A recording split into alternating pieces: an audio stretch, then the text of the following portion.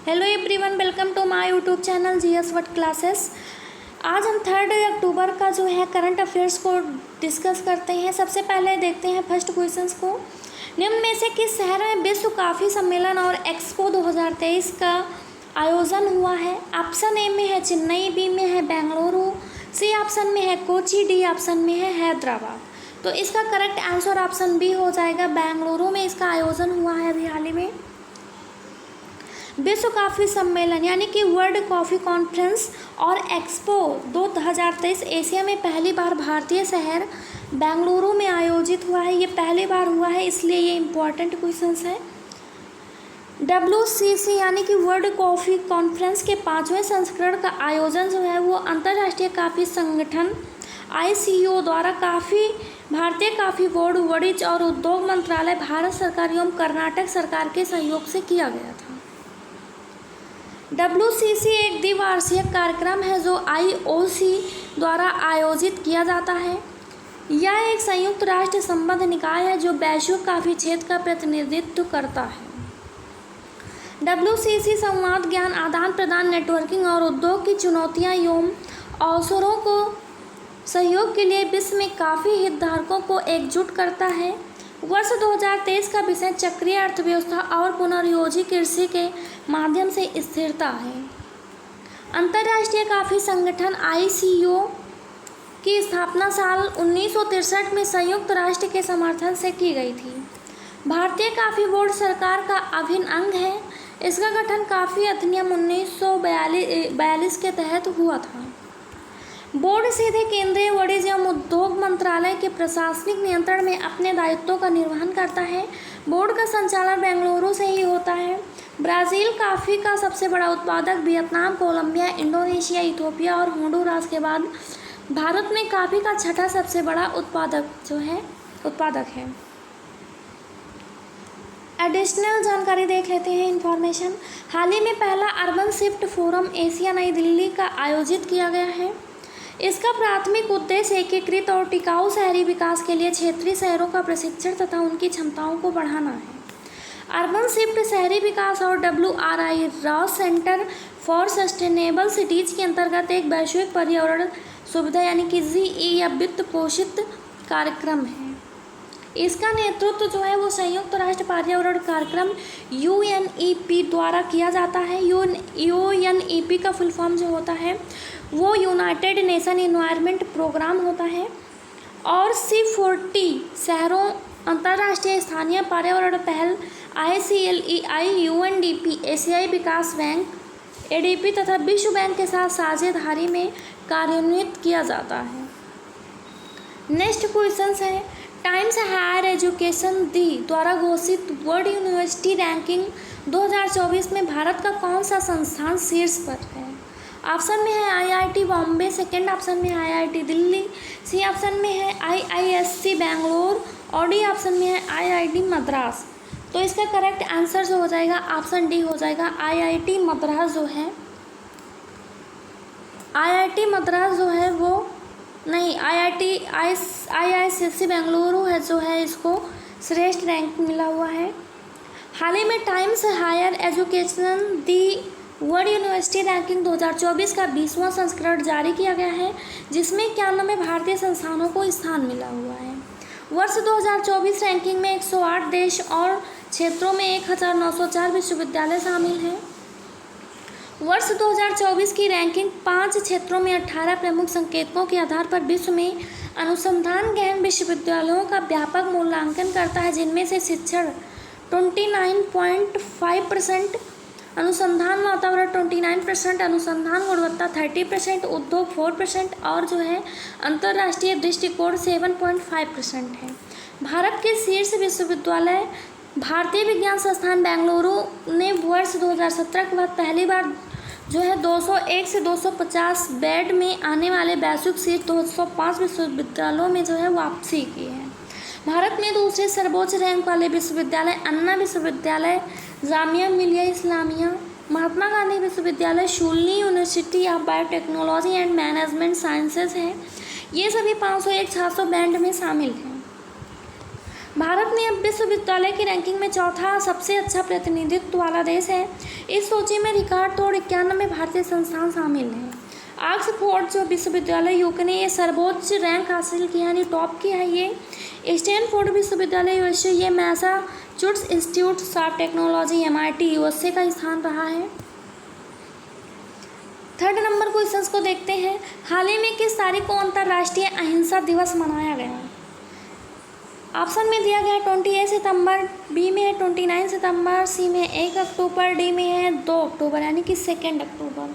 तो इसका correct answer option D हो जाएगा। 2 अक्टूबर को जो है ये मनाया गया।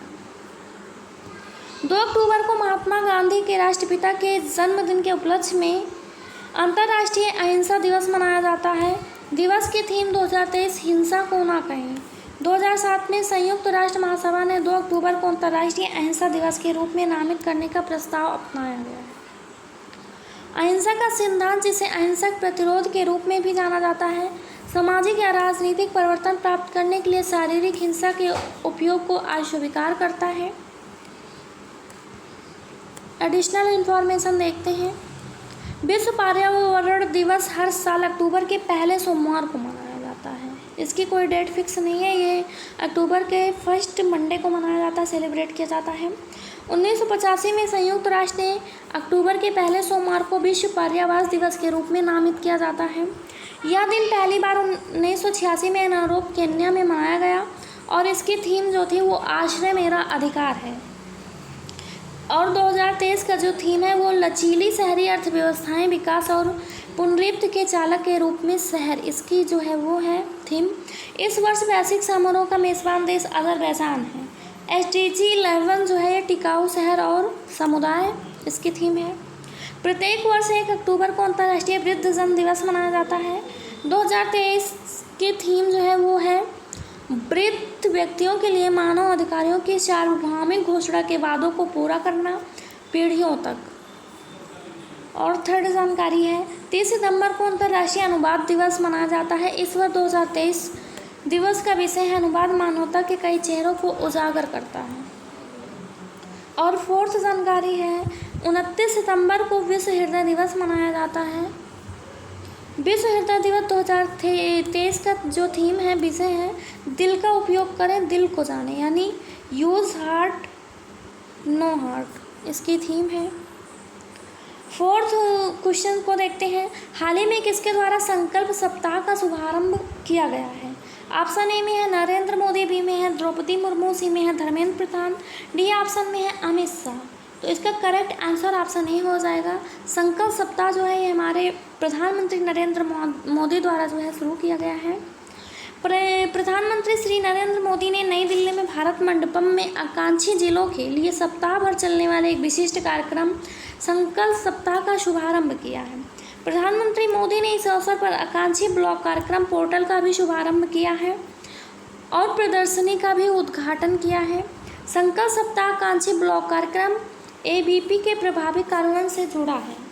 प्रधानमंत्री ने 7 जनवरी 2023 को राष्ट्रव्यापी कार्यक्रम शुरू किया है। इसका उद्देश्य नागरिकों के जीवन में गुणवत्ता बढ़ाने के लिए ब्लॉक स्तर पर शासन में सुधार करना है। इस देश के 329 जिलों के 500 आकांक्षी ब्लॉकों में लागू किया जा रहा है। आकांक्षी ब्लॉक कार्यक्रम को लागू करने और एक प्रभाव ब्लॉक विकास रणनीति तैयार करने के लिए देश में गांव और ब्लॉक स्तर पर चिंतन शिविर आयोजित किए गए हैं। संकल्प सप्ताह चिंतन शिविरों का नतीजा है। सभी 500 आकांक्षी ब्लॉकों में 3 अक्टूबर से 9 अक्टूबर 2023 तक संकल्प सप्ताह मनाया जाएगा। फिफ्थ नंबर क्वेश्चंस को देखते हैं। चीन में हांगझो एशियाई खेलों में भारत ने 53 पदक लेकर पदक तालिका में किस स्थान पर है? ऑप्शन ए में है पहला, बी में है दूसरा, सी में है तीसरा और डी ऑप्शन में है चौथा। तो इसका करेक्ट ऑप्शन हो जाएगा चौथा स्थान हासिल किया है भारत ने।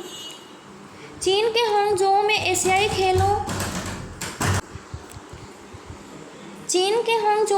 खेलों में भारत पदक तालिका में भारत 13 स्वर्ण और 13 रजत और 19 कांस्य पदक जो है जीतकर कुल पदक जो है 53 पदक लेकर जो है चौथे स्थान पर बना हुआ है।